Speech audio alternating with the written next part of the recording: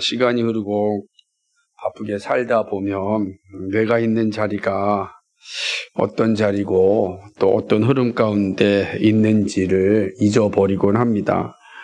아마 그 예를 하나로 쫙 들자고 한다면 부모라고 하는 존재입니다. 바쁘지 않을 때는 부모라는 존재가 크게 다가오지만 또 내가 바쁘게 살다 보면 그 귀한 부모를 더 쉽게 잊어버릴 때가 참 많습니다. 부모님의 사랑과 그 은혜와 헌신 때문에 자녀들이 그 자리에, 이 복된 자리에 있는데 시간이 흐르면 흐를수록 내 삶이 바쁘면 바쁠수록 그 부모님에 대한 기억도 희미해지고 그 사랑도 희미해지고 그 은혜도 또 기억이 나지 않는 그러한 상황들을 봅니다. 그러나 우리 가운데 부모 없이 내가 존재하지 않지 않습니까? 우리 모두 다 부모님이 계셔서 오늘 우리가 여기에 있다라고 하는 사실, 이거는 우리는 정말 부정할 수 없는 사실이고 반드시 기억해야 됩니다. 그런데 이와 같이 역사도 같은 논리 속에서 생각해 볼 수가 있습니다. 역사라고 하는 그 흐름 속에 내가 존재합니다. 역사 없는 민족은 없고요. 역사 없는 개인도 없습니다. 우린 다 역사라고 하는 그 흐름 속에 내가 존재하고 살고 있습니다. 우리 6.25라고 하는 역사가 있었습니다. 우리 부정할 수 없죠. 그 가운데 오늘 우리가 있는 겁니다. 5.18이라고 하는 참 역사가 있었습니다. 그거 없이 우리가 존재하지 않습니다. 일제에서 해방이라고 하는 역사가 있었습니다. 그 역사 없이 우리가 존재하지 않죠. 시대마다 이런 역사들이 흘러왔고 그 역사적 산물로서 오늘 우리가 존재한다라고 하는 거죠. 그러므로 역사에 대한 이해를 가지고 있는 건 참으로 중요합니다. 여러분 혹시 신앙생활 하는데 여러분에서 가장 큰 적이 있다면 어떤 것이라고 생각을 합니까? 어떤 사람들은 나태함, 게으름, 또 욕망이라고 말하면 당연하죠. 이건 부정할 수 없는 우리의 신앙의 적인 것입니다. 그런데 이러한 것들, 나태함이나 게으름이나 이 욕망이라고 하는 이런 적들을 만들어낸 그 근원이 있습니다. 그 근원이 뭔가? 그것은 바로 교만입니다. 교만. 이 교만이 그렇게 된 거죠. 그러니까, 이 교만이 참 무서운 건데, 물론 이제 섞여져 있기도 하지만은, 그러나, 하나님께서는 교만에 대해서 참 많이 이야기를 합니다. 왜냐하면 교만은 넘어짐의 앞잡이라 그랬거든요. 그러니까 우리가 서고 넘어짐에 있어서 특별히 넘어진다, 패망한다, 이런 것의 근원을 교만이라 이렇게 말씀하는 걸 보면 이 교만이 가지고 있는 힘이 얼마나 무서운지를 잘 볼 수 있습니다. 잠언 16장 18절 보면은 교만은 패망의 선봉이요 거만한 마음은 넘어짐의 앞잡이라 그랬어요. 패망의 선봉, 그 패망의 선봉이 바로 누구냐? 교만이다. 넘어짐의 앞잡이 거만이다. 교만과 교만 같은 거니까요. 그러니까 이런 모습들을 성경이 말씀하고 있는 것을 보면 이 교만이 가지고 있는 힘이 얼마나 무서운지를 잘 알 수가 있습니다. 그러니까 교만을 우리 안에서 제거하지 않으면 우리는 영적인 성숙에 또는 성장에 이를 수가 없다라고 하는 거죠. 왜 그렇습니까? 교만은 패망의 선봉이니까 교만이 있으면 반드시 패망, 멸망한다는 거니까. 그러니까 이 교만을 물리치지 않고서는 우리는 결코 살아남을 수가 없다라고 하는 것입니다. 그러므로 이제 이렇게 역으로 좀 생각해 볼 수가 있습니다. 하나님 앞에서 멸망하는 자들은 어떤 자들일까요? 하나님 앞에서 멸망하는 자들은 어떤 자들이 다 하나님 앞에서 멸망할까요? 오늘 이 말씀을 근거 생각하면 교만한 자죠. 교만은 패망의 선봉이라 했으니까 분명히 하나님 앞에서 멸망한 자들에게는 반드시 교만이 있다. 그걸 우리가 확인할 수가 있는 것이죠. 교만이 없이는 사실은 평강의 자리에 이르는 것은 쉽지 않은 거예요. 그러나 이제 교만이라는 게 이렇게 무서운 모습을 가지고 있다라고 하는 거죠. 그렇다고 한다면 하나님이 참으로 미워하시는 게 무엇이겠습니까? 교만이겠죠. 교만. 하나님과 같이 되려고 하는 이 교만, 그죠? 그것이 이제 욕망으로 나타나는 거죠. 하나님 없이 살 수 있다라고 하는 그 욕망은 사실은 교만이 만들어내는 열매니까 결국은 패망에 이르게 되는 것입니다. 여러분도 하나님 없이 살 수 있다라는 생각이 우리 안에 들어온다면 교만의 자리에 지금 내가 사로잡혀 있다라고 얘기할 수가 있을 것입니다. 오늘 이스라엘 백성, 본문에 살펴본 이스라엘 백성들은 안타깝게도 지금 이러한 지경에 이르게 됐습니다.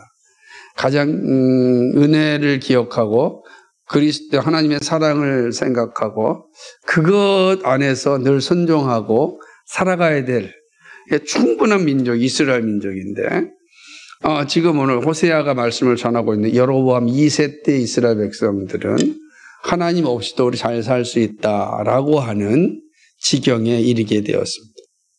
결국은 패망의 자리에 서게 되었다라고 할 수가 있습니다. 실제로 이스라엘은 패망에 이르게 됩니다. 교만의 자리에서 벗어나지 않는 한 반드시 패망에 이르게 된다라고 하는 것이죠. 하나님의 말씀을 들으라고 외치는 선지자는 이스라엘 백성들을 향하여 준엄하게 심판할 때 하나는 우상숭배고 또는 성적인 타락입니다. 모든 것을 다 하나님보다 앞서는 건 다 우상숭배가 됩니다. 그리고 하나님의 다른 걸 탐하고 하나님이 정하신 것 가운데 자꾸만 그거를 부정하면서 살아가려고 할 때 하나님이 그거를 이 간음이라 이런 표현을 쓰는데 육적인 간음도 있고 영적인 간음도 있는 거죠. 우상숭배 영적인 간음이겠고 또 실질적으로 이런 영적인 간음을 행하는 사람들은 육적인 간음의 자리에도 이제 이르게 되는 것을 이제 볼 수가 있습니다. 이 모든 타락의 원인들이 교만이다라고 하는 거죠. 그러면 이제 교만이 외적으로 나타난 죄가 뭐냐? 그게 우상숭배와 이 간음이다. 이렇게 보면 되는 겁니다. 그럼 우상숭배와 간음의 내적인 원인이 뭐냐? 교만이다. 이렇게 말할 수가 있는 것이죠. 오늘 5절 말씀은 이제 그 사실을 말하고 있는데 한번 읽어볼까요? 시작. 이스라엘의 교만이 그 얼굴에 드러난 날, 그 죄악으로 말미암아 이스라엘과 에브라임이 넘어지고 유다도 그들과 함께 넘어지나. 아멘. 이스라엘과 에브라임이 넘어지고 유다도 그들과 함께 넘어지리라. 멸망하였다라는 뜻 아니겠어요? 그 원인이 뭐죠? 이스라엘 교만이 그 얼굴에 드러났다. 얼굴에 드러났다는 거죠. 그러니까 이 표현을 잘 생각하면 우리 얼굴은 우리의 모든 것을 잘 드러내는데 이 얼굴은 여러분 볼 수 있어요, 없습니까? 여러분 얼굴 볼 수 없잖아요. 그죠? 뭘 통해서만 볼 수 있습니까? 거울을 통해서만 보는 거 아니겠어요? 여러분은 교만은 여러분이 볼 수 있는 길은 거울이에요. 그러나 그 물리적인 거울이잖아요. 물리적인 거울이 없다면 어떻게 볼 수 있겠습니까? 하나님이 이제 우리의 거울이 되는 거죠. 말씀이 우리의 거울이 되는 거죠. 그 거울에 비춰 보니까 내 얼굴에 뭐가 써 있어요? 교만이라고 그냥. 얼굴에 교만이 확 나타나 있다. 자기는 모르는데 남들은 다 아는 겁니다.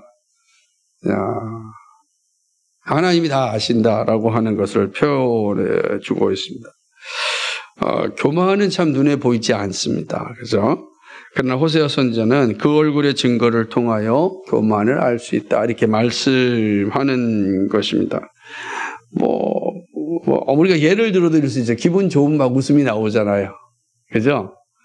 기분이 나쁘면 어떻게 돼요? 얼굴이 굳잖아요. 그죠? 그래서, 월급날 얼굴이 막 환한 사람은, 보너스가 나온 것 같다. 우리가 알 수가 있는 거예요. 그런데, 월급날인데 얼굴이 막 힘이 없는 거 보면 뭐가 되는 거예요? 뭐가 문제가 생겼구나. 이렇게 얼굴은 우리에게 그런 것들을 잘 드러내주고 있죠. 교만의 모습도 그렇다라고 하는 것이죠. 교만한 사람의 그 얼굴이 증거가 된다라고 하나님께서 말씀을 하십니다. 그렇다면 얼굴에 나타나는 교만이 도대체 이스라엘 사람들입니다. 이스라엘 백성의 얼굴에 나타난 교만은 무엇이고 또 그 교만의 결과는 어떤 것인가 한번 생각해 보고자 하는데, 오늘 선지자는 두 가지 원인과 두 가지 결과를 통하여 말씀하고 있습니다. 이 두 가지입니다. 오늘 이 짧은 구절이지만 살펴보고자 합니다. 이스라엘의 첫 번째 교만은요, 하나님의 은혜를 자신의 영광으로 가로챈 것입니다. 이 호세아 선지자가 사역하였던 여로보암 2세 때는 이스라엘의 역사 중에서 거의 다윗과 솔로몬과 같은 그런 시대와 방불한 경제적으로, 정치적으로, 군사적으로 번영한 시대였습니다. 정치, 경제, 군사적으로 번영하면 다 번영한 거 더 이상 없잖아요. 그죠? 반면에 이런 번영이 가져오는 타락상은 역사 속에도 당연하지만 이스라엘도 마찬가지입니다. 그러니까 군사적으로, 경제적으로 이렇게 번영하자 이들에게는 또 다른 타락의 모습이 생겨났습니다.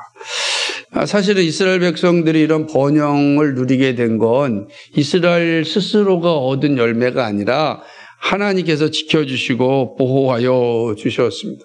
여로보암 2세의 아버지는 요시야 왕. 그러니까 요시야 왕은 정말 그나마 하나님의 말씀에 순종하며 살았던 그런 왕이었습니다. 요시야가 개혁에도 힘썼던 사람이었습니다. 그래서 어떻게든지 간에 율법책을 발견하고 율법책에 기록된 대로 나라를 이끌고자 하는 그런 열심이 있었고, 그렇기 때문에 요시야 시대에는 많은 것이 정비가 되었습니다. 말씀으로 정비가 되었죠.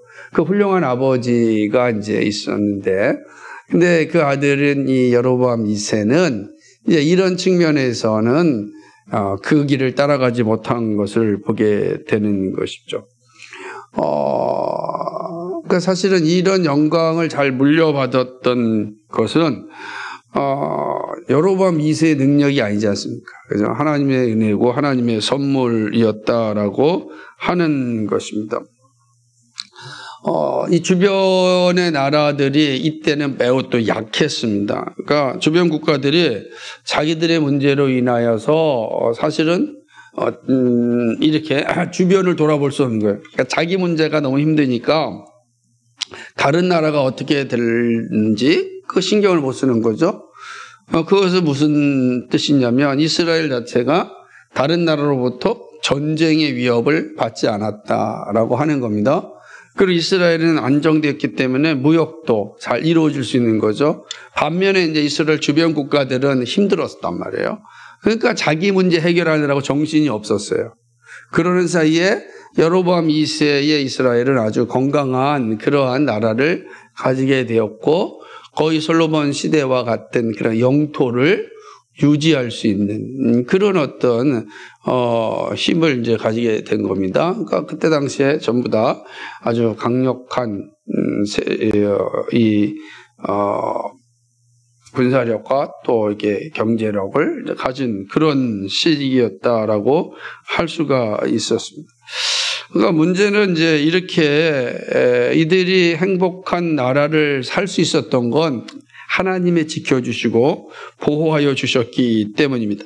역사의 주인이신 하나님께서 그들을 인도해 주셨기 때문에 이들이 놀라운 번영의 삶을 살 수가 있었던 것입니다. 그런데 이렇게 잘 살다 보니까, 이렇게 번영하는 삶을 살다 보니까 어떤 마음이 들어왔겠어요?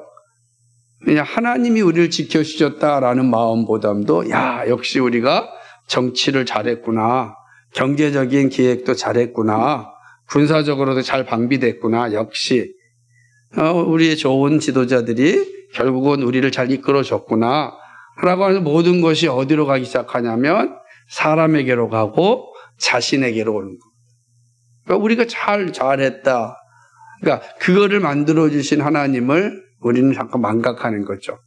대부분 사람들이 하나님을 망각하게 되면 사람의 눈이 보입니다. 사람의 말에, 귀가 열려지게 되어 있습니다. 그러니까 하나님의 말씀에 집중하게 되면 사람의 말을 분별할 수 있는 능력이 생기지만 하나님의 말씀에 집중하지 못하면 사람의 말이 크게 들려요. 메가폰처럼 크게 들리는 거죠. 그러니까 여로보암 있을 때 그런 거예요. 자신들이 번영한 시대에 보니까 하나님의 말씀은 안 들려요. 그냥 그 즐거움과 쾌락과 또 만족한 삶의 소리 속에 누구한테 손가락질 하겠어요? 여러분, 이러한 삶의 번영을 가져다 준 왕한테 손가락질 할 수 있겠습니까? 못하는 거죠. 그러면 그 왕이 어떻게 해도 상관이 없는 거잖아요. 그죠? 잘 들으셔야 돼요. 이게 되게 중요한 거란 말이에요.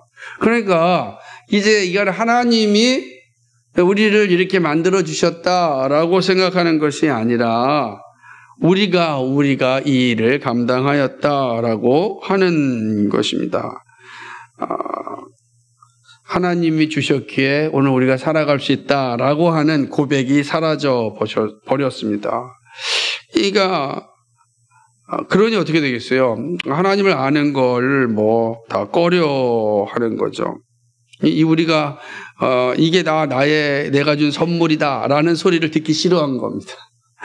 이게 하나님이 주셨어요라고 싫어하는 거죠. 그래서 이제 교만이 되면 어떻게 되냐면은 하나님의 영광입니다. 하나님이 모든 걸 하셨습니다라고 하는 것이 아니라 그건 내가 한 건데. 그건 내가 열심히 일해서 이 자리에 온 거예요.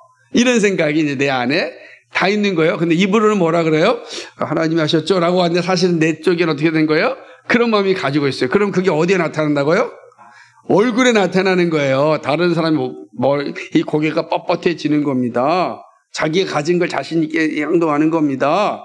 내가 가진 부와 내가 가진 권력을 가지고서 아주 뻣뻣하죠. 얼굴에 다 보인다고요. 근데 입은 뭐라 그래요? 하나님이 하셨죠. 그런데 속에 뭐가 있습니까? 자기가 이걸 만들었다고 하는 그 사실이 가득 차니까 이제 얼굴에 그 교만이 나타나는 거예요. 다시 말한다면 하나님의 은혜를 자신의 영광으로 가로채는 그런 교만이 이스라엘에 가득한 겁니다. 그렇죠? 이것이 이스라엘이 가진 첫 번째 교만입니다. 두 번째는요. 이스라엘 교만은 하나님의 약속을 배반한 것입니다. 하나님의 약속. 이게 중요한 겁니다. 이스라엘 교만은 하나님께 정조를 지키지 않고 사생자를 낳은 것입니다. 정신 차리십시오. 그죠? 되게 중요한 겁니다. 한번 읽어볼까요? 우리 이 말씀도 중요하니까 7절 말씀 같이 읽겠습니다. 시작. 그들이 여호와께 정조를 지키지 않고 사생아를 낳았습니다. 그러므로 새 달이 그들과 그 기업을 함께 삼키리로다. 아멘. 결혼한 부부에서 가장 중요한 거 서로에 대한 정결함 아니겠습니까? 이게 외도를 한다든지 혹은 불륜을 저지르면 그 가정이 이루어지는 건 어렵습니다. 그죠? 육신의 관계에서도 그렇지 않겠습니까? 안 그래요? 결혼하기 전에도 데이트할 때도 지나가는 형제나 지나가는 자매한테 눈길을 보내면 막 짜증도 나고 그러지 않습니까? 인간이 다 똑같단 말이에요. 그런데 만약에 이 불륜을 했거나 외도를 했다면 어떻게 되겠습니까? 참 그거는 그 관계가 이제 끝나는 거예요. 패망에 이르게 되는 것입니다. 그러니까 하나님께서 이스라엘 백성들을 이렇게 표현하는 거예요. 너가 나에게 대한 정조를 버렸다 이렇게 말씀합니다. 그들이 여호와께 정조를 지키지 아니하 순교를 지키지 아니한 것이죠. 그리고 또 어떻게 했습니까? 사생아를 낳았습니다. 이 사생아는 뭐죠? 그의 아비가 누군지 모르는 겁니다. 영적으로 이야기한다면 하나님을 알지 못하는 자녀를 낳았다라고 책망하는 것입니다. 하나님과 이스라엘 관계는 결혼 관계를입니다. 그러니까 우리는 신랑 대신 그 예수님께 신부된 우리의 관계거든요. 이 결혼의 관계로 늘 그러니까 이스라엘을 얘기할 때 꼭 이런 관계로 이야기합니다. 선지자들은 이런 표현을 자주 쓰는 것을 볼 수가 있습니다. 그러니까 이스라엘 백성들은 하나님 앞에서 정조를 지키고 거룩함을 지키겠다고 약속하셨습니다. 하나님은 영원하시잖아요. 변함이 없으시잖아요. 그러니까 하나님은 우리에게 있어서 정조를 어길 일이 없는 거예요. 약속을, 그죠? 파기할 그런 분이 아니란 말이에요. 그럼 누구만 잘하면 되는 거예요? 우리만 잘하면 되는 거예요. 우리만. 그래서 간단한 거예요. 하나님의 말씀을 따르고 순종하고 그 약속을 기억하며 살면 되는 것입니다. 그런데 교만이 우리 안에 들어오면 이 모든 것을 박살내 버리고 마는 것이죠. 이스라엘 백성들이 하나님과 한 약속을 깨어버렸습니다. 그 약속을 신경 쓰지 않겠다라고 한 것입니다. 이게 바로 교만의 모습입니다. 교만은 하나님과의 약속을 가볍게 여기고 버리는 것입니다. 옛날에 힘들고 어려울 때 한 약속이라고만 생각을 합니다. 교만이 들어오면 하나님과의 약속을 다 상실해 버리고 맙니다. 결혼 생활이 평생 아름답게 이루어지기 위해선 교만이 사라져야 합니다. 처음 한 약속을 정말 지키려고 노력해야 합니다. 되게 중요하잖아요. 한 부부가요, 결혼식 때 서약을 할 때 검은 머리가 팥뿌리가 되도록 이 약속을 지키겠습니까? 다 지키겠다 그랬잖아요. 그러니까 그 약속을 지키는 게 중요하다. 그 약속을 살면서 여러 가지 문제점이 있지만 가장 중요한 거 뭡니까? 오직 당신만 사랑합니다 라고 하는 거예요. 그죠? 그런데 이게 사단이 들어오면 이게 다 무너지는데 그럼 언제 무너지냐? 교만이 우리 안에 들어오면 생기는 거예요. 그죠? 이 남자만으로? 아니야. 이 여자만으로? 아니야. 이런 생각들이 우리 안에 들어오면 그다음부터 관계는 깨어지게 되어져 있다라고 하는 것입니다. 이것은요, 개인도 그렇지만 교회도 마찬가지입니다. 처음 한 약속을 지키고 만들어갈 때 복되고 아름다운 교회가 됩니다. 교회도 처음에 한 약속이 얼마나 많습니다. 그래서 우리 교회도 평생 사명이 뭐예요? 개혁과 부흥을 통하여 하나님 나라를 건설하자라는 이 처음 약속이에요. 우리는 뭐예요? 개혁과 부흥을 통하여 하나님을 건설하는 겁니다. 개혁은 하나님의 말씀으로 돌아가는 것이고 부흥은 성령의 역사가 임하는 이거를 부여잡고 우리 하나님을 건설하는 거죠. 그러니까 우리의 이 약속입니다. 우리의 목표도 마찬가지. 그러니까 삼위 하나님을 찬미하고 온 백성이 칭송받고 구원받는 자가 더하여지는 것을 기도하는 그게 교회예요. 우리 교회의 모습. 이건 평생 처음에 교회가 세워져 간 약속이고 그 약속으로 오고 있는 거예요. 이 약속이 깨지면 이제 어디로 갈지 모르는 겁니다. 그러니까 우리가 마찬가지죠. 교회도 그런 거예요. 교회의 중요한 약속 가운데 하나가 뭐냐면 순결함의 약속, 순결. 교회도 순결해야 돼요. 네, 교회가 순결하지 못하면 결국 그 교회도 교만의 자리에 이르게 되고 망하게 되는 것입니다. 하나님의 은혜를 자신의 영광으로 가로채고 약속을 비참하게 밟아버린 모습을 한번 생각해 보시기 바랍니다. 결국은 하나님께서는 이러한 교만에 대하여 분명하게 심판을 하십니다. 두 가지 교만을 우리 살펴보았습니다. 하나님은 이런 교만이 이스라엘에게 있었다라고 이야기합니다. 그들의 얼굴에 이런 교만이 나타나고 있는 거예요. 지금 이스라엘의 얼굴에 이 교만이 나타나고 있는 겁니다. 그러니까 이 점을 잘 기억하는 게 중요한 거죠. 그러니까 하나님께 돌려야 될 영광을 자신들이 가로챘고 그리고 하나님과 한 약속을 과감하게 어겨버린 이 모습들. 그러면 잘 생각해보세요. 하나님의 영광을 자신의 영광으로 가로챘고 하나님과 맺은 약속을 깨어버렸다고 한다면 어떻게 하겠다는 거예요? 그럼 어떻게 하겠다는 겁니까? 결혼한 부부가 만약 약속을 깨어버린다면 어떻게 하겠다는 거예요? 내 마음대로 살겠다는 거 아니에요. 내 마음대로 살겠다. 내 뜻대로 살겠다. 간섭하지 말아라. 이렇게 얘기하는 거예요. 난 자유롭게 살겠다. 정말 무서운 일들이 이제 일어나게 됩니다. 그게 하나님을 떠난 이 사회의 모습입니다. 하나님을 떠난 교회도 이 사회처럼 흘러갈 수밖에 없습니다. 그렇게 되는 겁니다. 자연스러운 모습이라고 할 수가 있습니다. 자, 하나님은 이러한 이스라엘의 얼굴에 나타난 멸망에 대하여서, 교만에 대하여서 준엄하게 심판을 하십니다.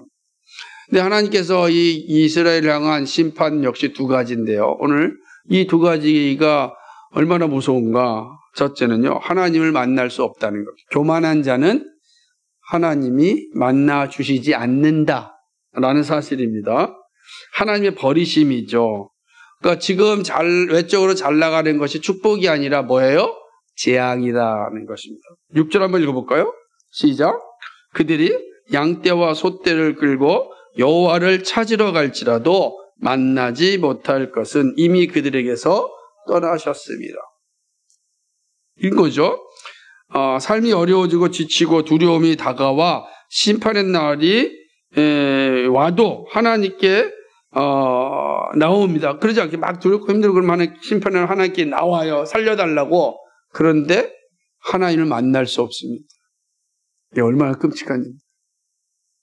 교만한 자들에 대한 그 하나님의 심판을 명확하게 보여주는데요. 진정한 회개가 아니라 잠시 위기를 모면하려고 하는 모습을 하나님은 아시기 때문에 그렇습니다. 교만한 자들은 자기가 어려우면 막 하나님께 온다고요. 그런데 하나님이 그 오는 사람을 만나주지 않아요. 왜요? 하나님의 사랑이 없어서가 아니라 교만한 자들이 다 가식적으로, 그러니까 진정한 회개가 아니라 잠시 위기를 모면하고자 하기 때문에 그렇습니다. 그래서 위기만 모면하면 어떻게 하겠다는 겁니까? 하나님이 다시 떠나겠다는 뜻이죠. 그 중심을 하나님이 아신단 말이에요. 이 교만한 자들은 다 그래요. 그러니까 하나님을 진심으로 만나고 회개하는 것이 아니라 자기의 삶의 문제를 잠깐 위기 모면하고자 하나님 살려주십시오라고 하는 것입니다. 한국교회가 이런 측면에 있어서 정말 많은 그 죄를 짓고 있다 생각을 합니다. 그죠? 그러니까 위기 모면하기 위한 그러한 일들이 많아요. 전 대표적인 것들 하나가 뭐냐면 특별 새벽 기도회 이런 것들. 이거 좀 고민 좀 많이 해야 되는 요소가 아닌가 생각을 합니다. 우리는 뭐 이렇게 특별을 좋아하겠어요? 일상에서 하나님을 만나는 게 가장 중요한데 우리는 이제 일상에서 못 살고 좀 특별한 시간에만 좀 한번 집중적으로 무엇인가를 얻고 싶은 그런 마음이 많습니다.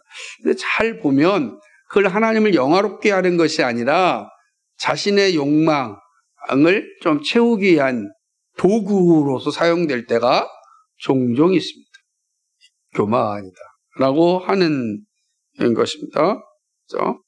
이런 자들을 하나님께서 만나주지 않는다는 거죠. 하나님의 은혜가 사라지면 하나님을 찾을 수 없습니다. 만날 수 없습니다. 하나님께서 우리에게 주시는 은혜의 시간, 우리에게 은혜의 시간을 주십니다. 그러나 소홀히 여기면 사실은 찾아도 만날 수 없는 상황이 주어지게 됩니다. 이 말씀 잘 보세요. 그러니까 상황에 떠밀려 회개하는 그것도 결국 하나님을 만날 수 있는 길이 아닙니다. 그러니까 외식하는 회개도 마찬가지지만 상황에 떠밀려서 하는 회개도 마찬가지다. 이거 하나님과 관계가 없습니다.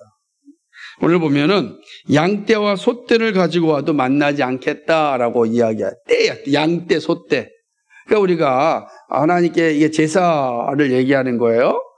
송아지 한 마리, 소 한 마리 이렇게 제사를 드리는데 소떼와 양떼를 가지고 오는 거예요. 이거 잘 생각해보면 마치 솔로몬의 1000번제처럼 그냥 1000번제를 제사를 드리는 상황입니다. 그때 얼마나 많은 그 제물이 사용됐겠습니까? 근데 뭐라 그래요? 소떼와 양떼를 가지고 와도 만나지 못한다. 하나님 만나지 않는다라고 이야기하는 것입니다. 그 왜 이러냐? 지금 하나님이 원하시는 것은 양떼와 소떼가 아닙니다. 하나님이 원하시는 것은 제물의 많음이 아닙니다. 미가서 6장 6절과 8절을 말씀을 보면 이렇게 되어 있어요. 내가 무엇을 가지고 여호와 앞에 나아가며 높으신 하나님을 경배할까? 내가 번제물로 1년 된 송아지를 가지고 그 앞에 나아갈까? 여호와께서 천천의 순양이나 만만의 강물 같은 기름을 기뻐하실까? 소떼와 양떼를 기뻐하실까? 이런 표현이겠죠. 내 허물을 위하여 내 맏아들을 내 영혼의 죄로 말미암아 내 몸의 열매를 드릴까? 이거 엄청난 건 이제는 자까지도요. 사람아 주께서 선한 것이 무엇임을 내게 보이셨나니 여호와께서 내게 구하시는 것은 오직 정의를 행하며 인자를 사랑하며 겸손하게 내 하나님과 함께 행하는 것이 아니냐. 아멘. 하나님이 원하시는 게 뭐라고요? 그러니까 정의가 없고 겸손이 없다면, 인자가 없다면 무슨 의미가 있겠는가? 그죠? 그 인애와 자비도 없고 겸손도 없고 정의도 없다면 그건 무슨 뭐. 그런데 뭐예요? 천천의 순양을 가져와서 제사를 드립니다. 외적으로는 너무 대단하잖아요. 외적으로 엄청난 겁니다. 우리가 착각하지 말아야 될 것은 양떼와 소떼를 가져오며 하나님이 기뻐하실 것이라는 그런 생각입니다. 이런 착각에서 벗어나야 합니다. 하나님이 정말 원하는 건 공의를 행하는 그런 어떤 말씀을 따르겠다는 그런 선언, 또 자비와 사랑을 베풀겠다는, 그리고 하나님과 함께 행하겠다는 이런 모습이에요. 그러니까 이런 게 정말 하나님 기뻐하시는 것 아니겠지만 정의를 행하고 인자를 또 사랑하고 겸손하게 하나님과 함께 행하는 이런 자세, 이게 없이 그냥 뭐 와가지고 헌금하고 수없이 많은 재물을 드린다고 해서 하나님이 잘했다라고 결코 하시지 않는다라는 말씀인 것입니다. 예수님은 예배에 대하여 말하기를 성령과 진리로 예배할 것을 말씀하셨습니다. 신령과 진리가 없는 물질과 외식의 제사는 주님과 아무 관계가 없습니다. 그래서 열심히 교회 다니는데 구원이 없는 사람이 있을 수 있습니다. 똑같은 거예요. 그죠? 무슨 말이냐면 하나님 천천히 소떼와 양떼를 가지고 왔는데 하나님을 만날 수 없어요. 자, 무슨 뜻인지 보세요. 소떼와 양떼를 가지고 엄청나게 제사를 드렸는데 거기에 누가 안 계세요? 하나님이 없으신 거예요. 뭐만 있어요? 소떼와 양떼만 있는 거예요. 하나님은 계시지 않아요. 신령과 진리로 예배드리지 아니한다면 열심히 교회를 나와도 뭐가 없어요? 거기에는 구원이 없는 거죠. 얼마든지 그럴 수 있다. 이 사실을 지금 말씀해 주고 있습니다. 근데 문제는 교만한 자들은 다 이러한 자리에 서 있는 거죠. 교만한 자는 그러니까 하나님의 뜻과 방법이 아니라 내 뜻과 내 방법으로 행하니까. 그런데 이런 자들에게는 어떻게 하나님을 찾을 수 없다라고 이제 이야기하는 것이죠. 사도 바울은 이런 예수님의 생각을 잘 말하기를 고린도 후서 6장 1절과 2절에 우리가 하나님과 함께 일하는 자로서 너희를 권하노니 하나님의 은혜를 헛되이 받지 말라. 이르시되 내가 은혜 베풀 때에 너희에게 듣고 구원의 날에 너를 도왔다 하셨으니 보라 지금은 은혜 받을 만한 때요 보라 지금은 구원의 날이로다. 아멘. 하나님께서 원하시는 건 뭐냐면 은혜를 헛되이 받지 말라는 거예요. 하나님의 말씀이 주어지고 하나님의 은혜가 주어지는데 그거를 헛되이 받으면 얼마나 허망한 일이겠어요. 그러니까 은혜 받을 때 은혜를 받아야 돼. 하나님 말씀이 주어지는 게 은혜 받는 시간이고 기도하는 시간이 은혜 받는 시간이잖아요. 그죠? 은혜의 통로잖아요. 그때 정말로 은혜 받아야 된다는 거예요. 은혜 받을 만할 때 은혜를 받으세요. 이게 얘기하는 거예요. 근데 교만한 자들은 뭐 중요한 오늘 내가 예배 드렸으면 됐지 뭐 이런 생각을 갖는다는 거야. 도장 찍었는데 뭐 어때? 그러면 그가 와서 예배를 드렸어도 그 안에 은혜가 없으니 주님을 만난 것이 아니고 주님을 만나지 않았으니 주님이 주시는 은총을 누리지 못하는 거죠. 얘기하는 것입니다. 그러니까 이런 심판을 하나님을 만날 수 없다는 건 그건 뭐 그냥 구원이 없다는 뜻이니까요. 은혜를 가볍게 여기고 교만한 자리에 서 있다면 누구도 하나님을 만날 수 없다. 그죠? 하나님이 만나주지 않는 게 가장 큰 심판입니다. 우리의 가장 큰 심판은 그것 아니겠어요. 두 번째 심판은 뭐냐면 하나님의 축복을 상실하게 됩니다. 하나님을 만나지 못하니까 뭐도 당연히 달아오겠죠. 하나님이 주시는 복을 상실하게 되는 것이죠. 하나님의 복을 상실하게 됩니다. 교만은 하나님의 복을 상실하게 합니다. 교만은 패망의 선봉이라고 하였습니다. 교만한 자의 집을 허신다고 하셨습니다. 그렇죠? 그렇게 말씀하시는 거예요.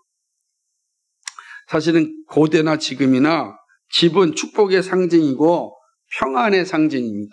그런데 그 평안과 그리고 이 복의 상징인 집을 허무신다면 이건 이제 가장 슬픈 일이죠. 이게 교만한 자에게 주어지는 그런 패망입니다. 하나님은 이스라엘에 큰 축복을 주셨습니다. 땅이 없어 방황하는 백성들이었습니다. 애굽에서 종살이했고 광야에서 방황하였습니다. 집도 없는 민족들이었습니다. 그런데 이런 이들에게 하나님께서 가나안 땅을 주셨습니다. 그리고 가나안에서 나라가 되게 하셨습니다. 12지파가 전부 땅을 소유하게 되었습니다. 그렇죠? 얼마나 은혜로운 사실인지 모르는 것입니다. 번성하였습니다. 이스라엘이 가나안에 들어와서부터 정말 이 여로보암 2세의 시대까지는 점점 번성의 열매가 컸던 걸 이제 보게 되는 것이죠. 그런데 이러한 이스라엘을 향하여 선지자가 이렇게 이야기합니다. 7절 하반절에 보면 그러므로 세 달이 그들과 그 기업을 함께 삼키리로다 그랬어요. 기업은 그들의 생업의 열매도 있지만 그들이 사는 모든 집도 마찬가지. 다 하나님께서 삼키리다. 삼킨다는 게 뭐예요? 없애버리겠다. 이런 것 아니겠어요? 그죠? 여기서 새 달은 절기를 얘기하는 거예요. 근데 달 절기인데 이 절기는 기쁨의 절기란 말입니다. 근데 기쁨의 절기에 기업을 삼켜버리면 어떻게 되겠어요? 슬픔의 날이 되는 거죠. 기뻐할 날에 슬픔이 그들을 지배하는 것입니다. 예수님께 왔던 부자 청년이 자신의 재물을 팔아서 가난한 사람들에게 나누어 주라고 하였을 때 근심하여 예수님을 떠났습니다.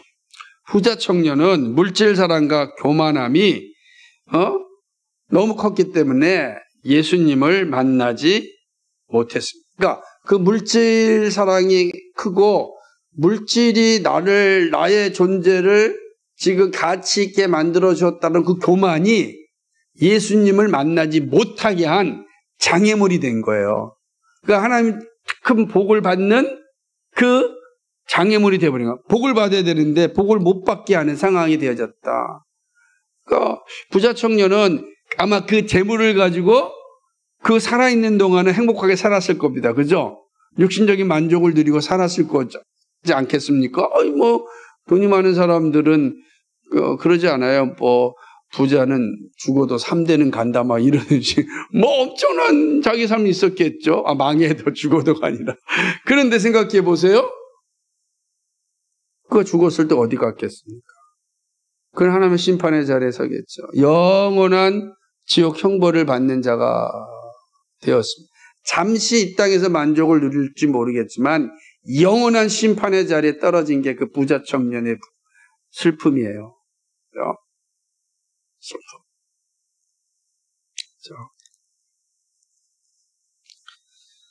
얼마나 허망합니까? 우리가 이 사실을 보면 정말 허망한 겁니다. 우리가 눈에 잘 보이지 않아요. 우리 지금 이 땅에 살기 때문에 그렇게 잘 보이지 않지만 한 발자국만 뒤로 떨어져서 예수님께서 하셨던 말씀, 특별히 오늘 부자 청년에게 했던 말씀만 생각해 본다면, 그리고 그 부자 청년이 그 결말이 어떻게 됐는지 본다면, 부자와 거지 나사로에서 그 부자가 지금 지옥에 가 있는 것을 우리가 본다. 다 같은 표현이에요. 부자 청년이나 부자와 나사로의 이야기의 그 부자나, 그 다음에 모든 소작물을 가득가득 쌓아놓은 그런 창고를 여러 개 만들었던 그 부자에게 하나님께서 오늘날 네 생명 가져가며 이 모든 것이 무슨 의미가 있겠느냐 했던 그 부자에게나 다 똑같단 말이에요. 그들은 그거로 자신의 삶을 정말 기뻐하고 즐겁게 살 거라 생각했습니다. 얼마 동안요? 얼마 못 가는 거예요.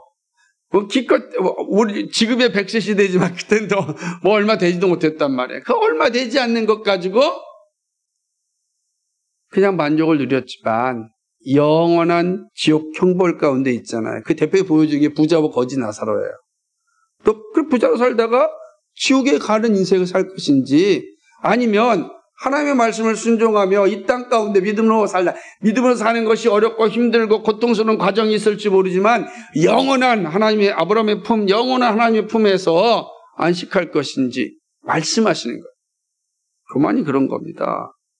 그러므로 여러분, 나에게 있는 교만이 무엇인지 잘 살피고 회개하여 그 모든 교만을 쓰레기통에 버리는 것이 중요합니다. 하나님이 복을 회수할 때 누가 저항할 수 있겠습니까?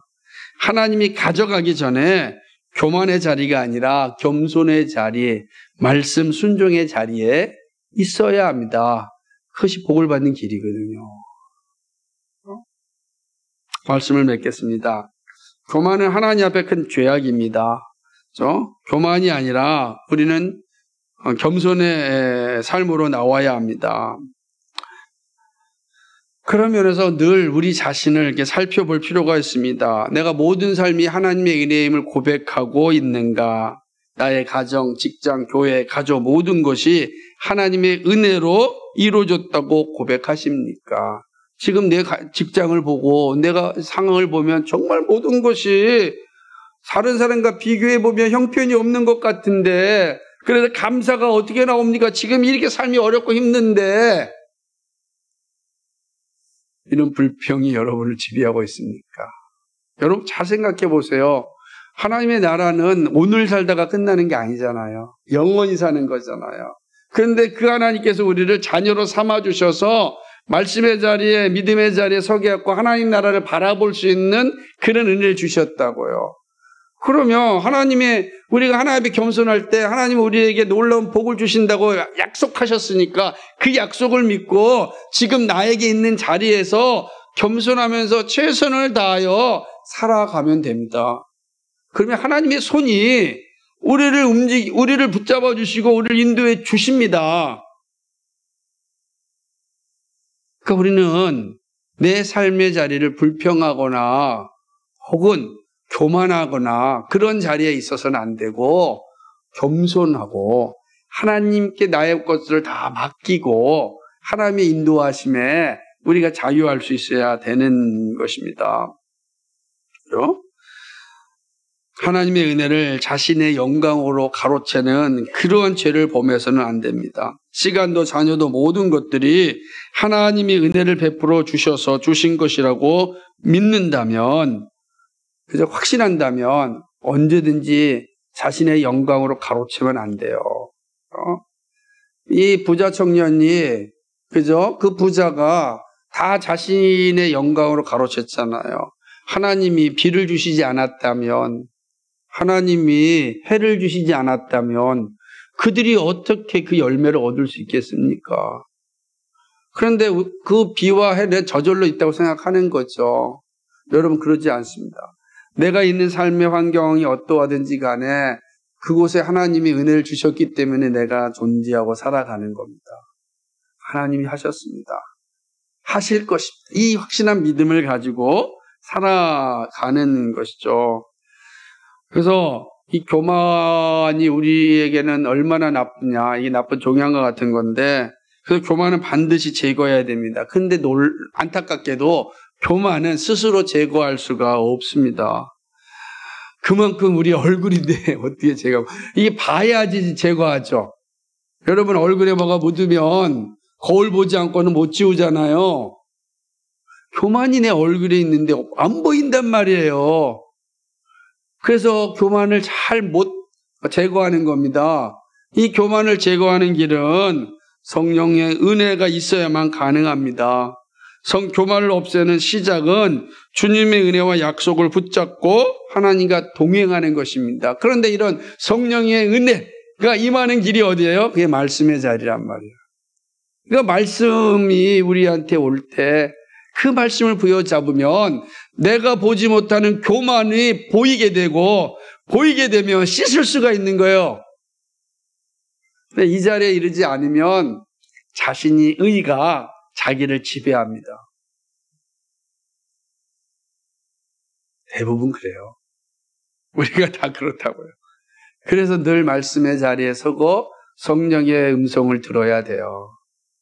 그래서 여러분 기도할 때 조용히 성령께서 말씀하시는 소리를 들을 때 그 소리가 사실은 나를 다답게 만들어 주신다라는 사실입니다. 사랑하는 여러분, 여러분은 이 교만을 없애기 위하여 정말 하나님과 약속을 지키고 있습니까? 여러분 하나님을 만나는 일, 기도하는 일, 자신을 내려놓고 봉사하는 일에 최선을 다하고 있습니까? 여러분이 아마 많은 약속을 하나님과 하셨을 겁니다. 알게 모르게, 그죠? 여러분 하나님과 많은 약속을 하셨을 거예요. 우리가 직분자들은 직분 받을 때 약속을 얼마 많이 했습니까? 아마 여러분 기도할 때 많은 약속을 했을 겁니다. 세례 받을 때 다 약속했을 겁니다. 여러분 교회에 회원으로 등록할 때 약속을 많이 했을 겁니다. 잘 기억이 안 날 겁니다. 다 기억이 잘 안 나거든요. 그럼 다 곰곰이 생각해 보십시오. 내가 하나님께 한 약속 잘 지킬 수 있도록 도와주십시오. 성령이 역사해 주십시오. 그러면 하나님이 여러분에게 놀라운 은혜로 인도하실 것입니다. 비로소 교만이 사라지고 겸손이 나를 지배하고 내 의가 아니라 하나님의 은혜가 나를 지배합니다. 그래서 비로소 이제 진실되게 하나님이 하셨습니다. 하나님의 은혜입니다. 이런 놀라운 고백들이 우리의 삶을 지배할 수 있기를 주님의 이름으로 축복합니다. 거룩하시고 자비하신 하나님 아버지, 오늘 호세아 선지자를 통하여 책망받은 이스라엘의 모습을 봅니다. 그리고 그 이스라엘의 모습에서 우리의 모습이 보여집니다. 하나님, 우리도 정말로 이 교만이라고 하는 이 추악한 죄와 싸워 이길 수 있도록 힘을 공급하여 주옵소서.